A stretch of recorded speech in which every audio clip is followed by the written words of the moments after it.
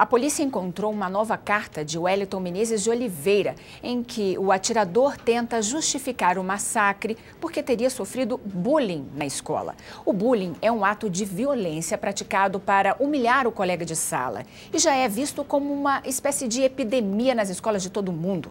Várias propostas aqui na Câmara pretendem criar uma política anti-bullying.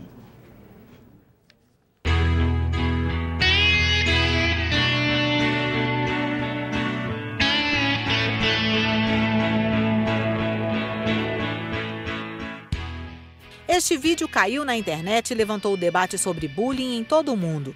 Ele mostra colegas de escola constrangendo Casey, garoto de 16 anos, aluno de um colégio australiano.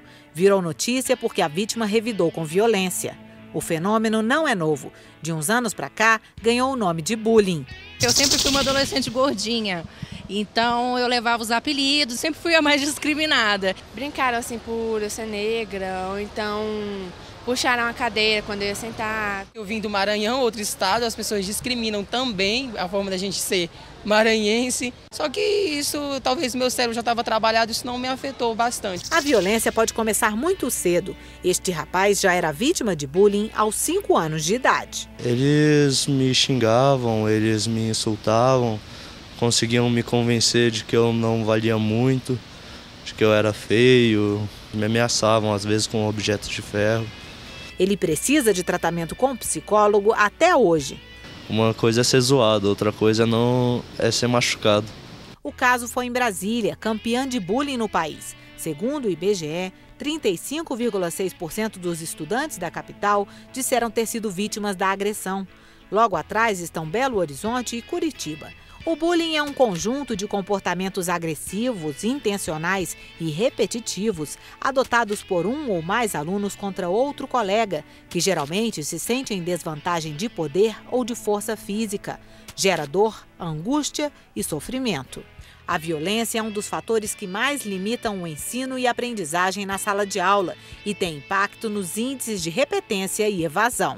A própria escola começa a perceber que é fundamental, inclusive para que o conteúdo seja dado de uma forma mais eficiente, que o clima escolar também seja agradável para todos os envolvidos. O aluno que está presente ali no ambiente que ele se sente ameaçado, ele vai ser levado a sair da escola, ou pelo menos a não ir com tanta frequência. A escola ela precisa conversar sobre relações interpessoais e não apenas sobre o conteúdo.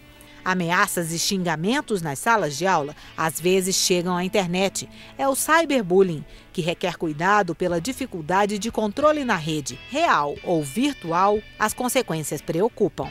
No meu consultório, eu já atendi vários casos graves de vítimas que desenvolveram transtornos psicológicos e pensavam em se matar, mas antes o ideal de se vingar matando os seus agressores. Já existem escolas que estão atentas ao problema.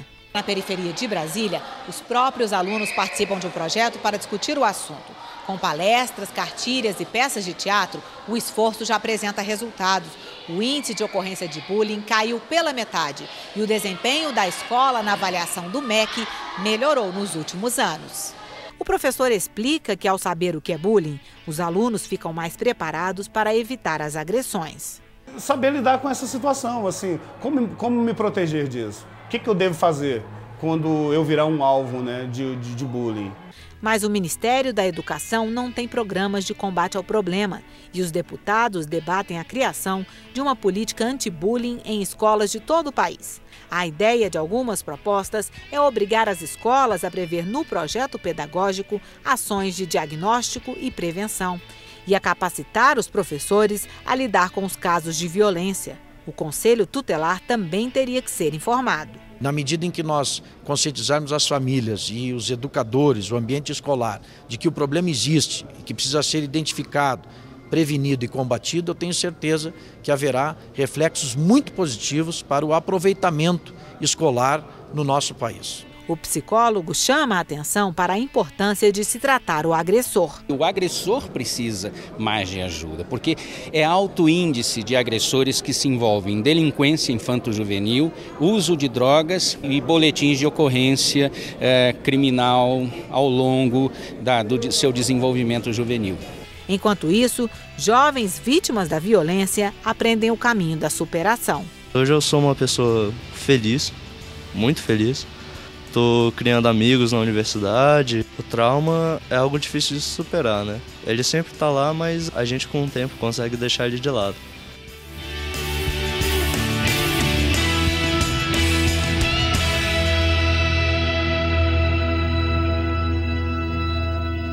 A reportagem que você acabou de assistir ficou pronta no final de março e foi veiculada no programa Panorama, antes da tragédia em Realengo, no Rio de Janeiro.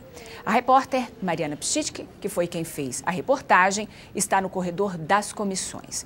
Mariana, infelizmente o alerta do psicólogo que você entrevistou, José Augusto Pedra, sobre o risco de vingança de quem sofre bullying, acabou mesmo acontecendo no Rio de Janeiro.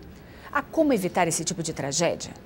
Adriana, essa é a questão que o mundo inteiro se faz hoje. Segurança na porta das escolas, detectores de metal, se mostraram insuficientes em outros países em casos parecidos. Para a gente entender um pouco mais, do ponto de vista até psicológico, de quem ameaça e acaba fazendo coisas desse tipo, eu vou conversar agora com um psiquiatra, que é o Dr. Leonardo. Doutor Leonardo, tragédias assim podem ser evitadas do ponto de vista psiquiátrico? É possível detectar antes de acontecer? Podem sim. Eu acho muito importante a discussão que está sendo feita em relação a dificultar mais o acesso das armas de fogo. Mas eu acho que o principal, até nesse caso do Rio de Janeiro, é facilitar o acesso ao tratamento de saúde mental. Por tudo que está sendo veiculado, fica claro que aquela pessoa que praticou esse ato, infelizmente, é um portador de um transtorno mental grave, muito provavelmente um psicótico. E fica aqui o desafio para que, além da dificuldade do acesso às armas de fogo, facilitar o acesso ao tratamento, em especial o tratamento medicamentoso. Esse paciente, com certeza, se estivesse em uso de medicamento, ele não teria o ímpeto e as alucinações ou toda a alteração da sua psicopatologia que o levaria a executar essa chacina. Um outro desafio é que o governo pode sim ter atitudes mais simples e eficazes para evitar esses casos. Por exemplo, existe uma medicação que o governo federal adquiriu a propriedade da tecnologia de fabricar essa medicação. Estava previsto que a olanzapina, que seria um medicamento, por exemplo, utilizado no caso dessa pessoa que fez essa chacina, dessa medicação ser fabricada pelo laboratório do governo federal a partir de janeiro desse ano. E não foi. E a dificuldade do acesso aos pacientes a essa medicação e a outros medicamentos no tratamento de saúde mental é imensa. Aqui em Brasília, por exemplo, foi veiculado aí que somos campeões de bullying, eu desafio alguém a falar sobre uma facilidade de acesso de uma criança a um tratamento de saúde mental. O bullying, no caso em Brasília e no caso em geral, o bullying por si só levaria a um comportamento assim? Não, né? Poderia, sim. Todos os transtornos mentais são um somatório de fatores que o fazem eclodir, desenvolver. Uma criança que eventualmente já tem uma tendência genética a desenvolver um transtorno mental, que já tenha outros fatores estressores, sociais, familiares, e que sofra o bullying, pode sim desenvolver um transtorno psicótico como esse, sim.